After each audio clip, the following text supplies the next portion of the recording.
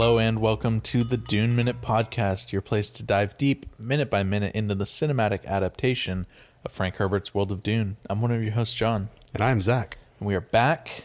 It's Wednesday when this episode comes out. Halfway through the week already. Where has the time gone? It is Wednesday Muad'Dibs. Or Muad'Dudes. Well, John, we had a little bit of a snafu yesterday. We did. Well, it's all your fault because you went over the minute. So I think we need to, correct all of this. Can they hear my eyes rolling right now? I don't know. I hope that's audible. The point is that this is a minute by minute podcast. I know you've said this. You've said it. We don't have to do it again. You broke the holy tenet of minute by minute. Whatever. We're here talking about minutes 67 through 68. Every frame included in those minutes. Of Dune Part 2. Dune Part 2. So we get the laser gun goes off. So he notices the goon notices the obscured figure in the dust cloud. In the not so far distance, because we talked about, they have about 3 to 5 feet of visibility.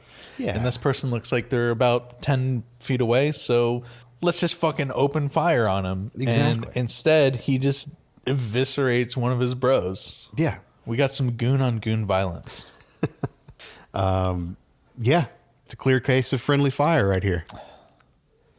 It's unfortunate. Yep. And immediately, so the goon that got gunned down, he got gooned down. Black goon down. I mean, yes, quite literally. So the goon that got gunned down had a buddy with him because, buddy system. Gooners stick together. Yep. And his buddy kind of turns quickly as, the one guy gets shot. And he's like, over comms, we don't get translation. But I'm almost certain the radio chatter at this point is like, bro, what the fuck did you just do, you piece of shit? So that is there's a moment where the radio chatter is just going crazy for a second, and then it just shuts up again. Yeah. So that is a specific bullet point that I had. What the fuck, man, is probably what they're saying over the radio. Or here's an alternative take on that. Maybe they don't know it's friendly fire.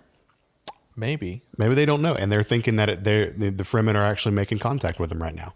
So it could be that they're directing people to look in the direction that the shot came from, which is just directing them to look at themselves. The call comes from inside the house. Exactly. Yep. The buddy of the lasered goon, we knew him so briefly. Yeah, because he immediately gets his legs swept out from under him and gets stabbed in the chest by a unknown Fedaykin. Yeah. So who then does the coolest somersault escape, dude.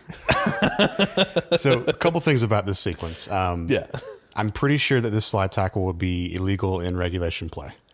But we're not in regulation. I know. I'm just saying, this looked like it came from behind, and I did not see him make contact with the ball first. So. I think this would be a yellow and or red card offense. Okay. I'm going to argue with the ref on this one. Oh yeah, naturally. Yeah. Well, he doesn't get time to argue with the ref because he immediately gets stabbed. No, but me as the coach on the sideline. Oh yeah. I'm going to fucking run out on the field and yell at the ref. Quick way to get ejected. I love that parkour seems to be like a part of the Fedaykin training. Except it's not really parkour. It's more just I'm going to roll around in the sand. Yeah, but it's so funny. I mean, it's wonderful moves. It looks awesome. Sure. But it's just so funny. They're just doing the most. They are super fucking extra about it. And it's not like they can see him. They can't see him in this dust storm. So he's purely doing this for his own enjoyment. Stab. Wee, wee, wee. Exactly. It reminded me of those videos, and I don't know the creator, but you're gonna be able to tell me the creator of this. The Zelda, the Legend of Zelda playthroughs where the animation where he's just doing the fast somersault rolls. Yeah, terminal montage. Yes, that's it. Yeah. The best ones are when he has Fox McCloud and it's just the hiya from fucking Melee. Those are so good. Yeah, but all the Zelda Or ones, the Link. super religious Kirby. Oh yeah, that's right. Yeah, and the Zelda ones, Link's always just like fast, like somersault rolling away. Yeah. Oh god, yeah. And I'm pretty sure he uses just the audio clip of young Link from Ocarina of Time because there was so you don't play video games, but basically there was tech in that game where walking backwards or strafe jumping was faster than walking forward animation. So Yeah. speedrunners would, utilize a combination of those two for like movement across large spaces and everything. But whenever you do the strafe jumping, there's, young Link is always doing like a hut, hut, hut, hut. So yeah. It's so funny. So Raban is listening to all this radio chatter. Yeah. He's very confused. He's got his Mark Wahlberg from The Happening face on. I will say he's definitely moved from like super rage and angry to like starting to show like a little bit of elements of like uncertainty and fear in this moment, which like fair, but also this dust cloud is your fault. Yeah. So, oh no, it's the consequences of my actions. And the parkouring does not stop here. We get some quick sequences of other Fremen doing, again, the most and taking out a bunch of goons. Well, one of the goons is directly in front of Rabin as well. Yeah, yeah. Like he gets his fucking like throat cut and then he just like falls and Rabin's like, oh, fuck. Yeah, we get the cutthroat. We get like a rear attack kind of thing. It's another like rear like spider monkey jump and stab and then like roll off doing the most kind of thing. It's very like I'm going to get the discipline wrong, but stuff you would see in like MMA fights, like a Brazilian jiu-jitsu takedowns or Muay Thai or something like that. I don't know that world, but that I'm gonna just assume that you're wrong That I'm wrong? on like the discipline. You're going to look at me and you're going to tell me that I'm wrong? Yeah. She came down in a bubble, dog. Her sister was a witch. Yeah, I'm probably wrong on the discipline, but one of those that typically goes into MMA fighting style. Sure. It looks like this. In my notes, it's just spider monkey stab time. Sure. Yeah. So we finally get something kind of cool here. So after all these attacks, really during all these attacks, Raban unfurls his whip. Yeah. And I believe this is the first time we've seen the whip earlier. We saw it last week, but it was just on his belt. Yeah. We saw the whip in part 1 as well. Yeah. I'm trying to remember if he used it at all in the attack on Arakeen, and I don't think he did. No. Because I think he was just one hand slashing the most Yep. those Captured soldiers that were just like handcuffed and like just waiting for him to cut their heads off. Yeah. So I want to spend a little bit of time talking about this whip. Okay. So this is described as an ink vine whip. This is not something we've ever talked about on the show before. Not directly anyways. I had to reach way back in the memory banks to one of the season 1 episodes where we got introduced to Gurney Halleck. Yeah. Want to say, I think I know where you're going with this, with like the conversation that we had about how Gurney was rescued from the Harkonnen fighting pits and everything because like he tried to kill the Harkonnens after they like raped and murdered his sister and all that shit. Yeah. So it was like episode 20 maybe. It was early on. Yeah. It was when Paul and Gurney were sparring. Canonically, this could be considered the exact same whip that gave Gurney Halleck his scar and made him into the rolling, ugly man that he is described to be. We don't get this in the movie. We get a very handsome Josh Brolin playing Gurney. everyone was ugly, but Gurney was far and among the ugliest amongst them. Yeah. So far and away the ugliest amongst them. Frank Herbert was such an asshole about Gurney, dude. Well, part of what made him so ugly, I guess is the only way to say it, is this big scar across his face.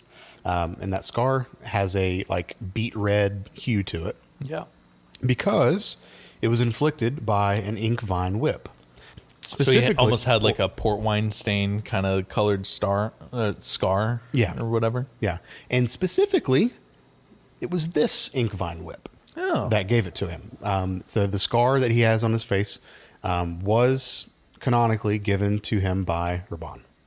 We're going to call it different levels of canon. I believe that comes from the encyclopedia. Yeah. So not core canon, but encyclopedia canon. It says that. Sure. Ink vine is a creeping vine-like plant, native to Gady Prime, and frequently used as a whip in the slave pens of House Harkonnen. Victims were marked by the beet-colored tattoos that caused residual pain for many years. Gurney Halleck bore the ink vine scar on his cheek as a consequence of his attack on Raban while a slave on Gady Prime. So that came from the encyclopedia. So yeah, this is, we're getting to see this very quick shot of something that has a lot of lore within the story, and I'm not sure what good it's going to do here. No, because Rabin's about to turn tail and run away like a little bitch. Yeah. Because out from the dust cloud, we start hearing Muad'Dib, Muad'Dib, and more Fremen all start approaching. Front and center is a hooded Fremen. Confident. Just walking with all the bravado. And it's none other than our good dear friend, Muad'Dib. Exactly. Yep. So this really illustrates a character trait of Raban that we've not really talked about too much. By design, because I think we wanted to save it for this. Sure. He is a little chicken shit. Yeah, no, he puts on airs of being like a complete and, total badass, but like when push comes to shove, yeah, he's a little bitch. And we kind of see moments of that or evidence of that throughout the movies. Like, he is only using force when he has a clear power dynamic, or a clear, like, the upper hand in the power dynamic. Yeah, like with the Solito console stuff. Like, all of his own men are terrified of him and everything. Yeah. So he knows that he's, like, immediately got the upper hand, but in this situation where he's, stuck in a dust cloud and he's seemingly alone because he has the most inept guards with him and everything. Right. Like, yeah, no, he's terrified. So what does he do? Just tuck tails and runs. Yeah. Gets the fuck out of there. Yep.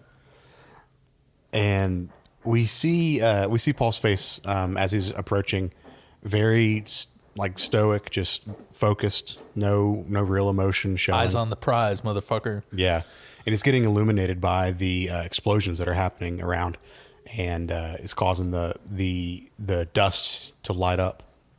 And for the rest of the minute, we see just kind of more generic action shots. Lays guns are being fired, Fremen are going down, Harkonnens are going down. We got the profile tracking shot as Rabin's running away and everything. Yeah.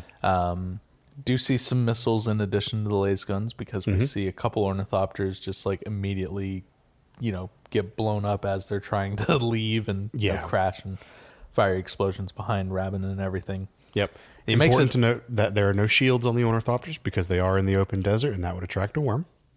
So they are at least keeping that part of shield technology in canon, movie canon. So far. We'll get there. Yeah.